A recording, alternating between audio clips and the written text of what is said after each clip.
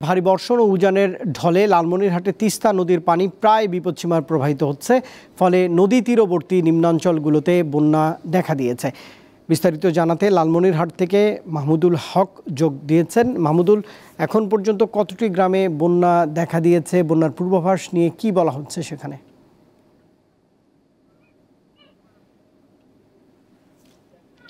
রুবায়েত, আমি এই মুহূর্তে রয়েছি লালমনিরহাট সদর উপজেলার খুনিয়াগাছ এলাকায়। আমার পাশে নিশ্চয়ই তিস্তা নদী দেখতে পাচ্ছেন যে এখানে পানি একদম লোকালয়ে চলে গেছে। আজকে ভোর 6টায় বন্যার যে পূর্বাভাস দেওয়া হয়েছিল সে অনুযায়ী পানি উন্নয়ন বোর্ডের তথ্য যেটা আমাদেরকে জানিয়েছে যে ভোর 6টায় বিপদসীমা অতিক্রম করে প্রায় বিপদসীমা 2 সেন্টিমিটার উপরে অবস্থান করে।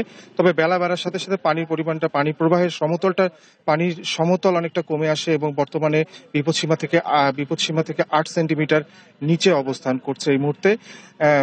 রুবায়েত, লালমনিরহাট 5টি থানার মোট 15টি গ্রাম এই মুহূর্তে পানির নিচে রয়েছে, পানিবন্দী রয়েছে প্রায় 5,000 পরিবার এবং এই প্রত্যেক পরিবারে হিসেবে দেখা যায় যে প্রায় 24,000 মানুষ এই মুহূর্তে পানিবন্দী রয়েছে এবং এই পানি যতক্ষণ না নেমে যাচ্ছে তাদেরকে একটা দুর্বিষহ অবস্থায় থাকতে হচ্ছে। যদি আমরা জেনেছি যে পর্যাপ্ত পরিমাণে ত্রাণের ব্যবস্থা করা হচ্ছে জেলা প্রশাসকের পক্ষ থেকে।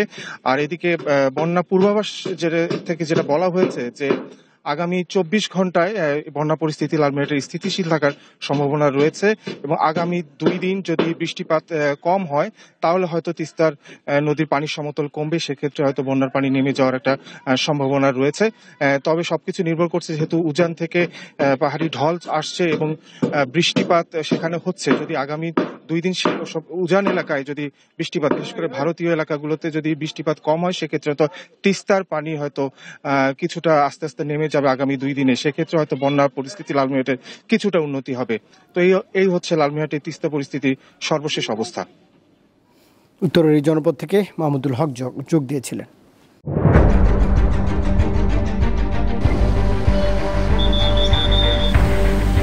পুরা ঘরে আমার মালামাল সহ একবারে চাপা দিয়ে লইয়া ফিরে গেছে। এটা মুখে বল দেখবে যাবে না যে রাস্তা কতটুক দিয়ে ভাঙছে। 200 বছর আগের ঐতিহ্য মাটির ঘর ছিল, ওই মাটির ঘরগুলো একবারে ভাঙ্গিয়া নিচে পড়ে গেছে। মানুষের তো অসহায়, করার কিছু নাই।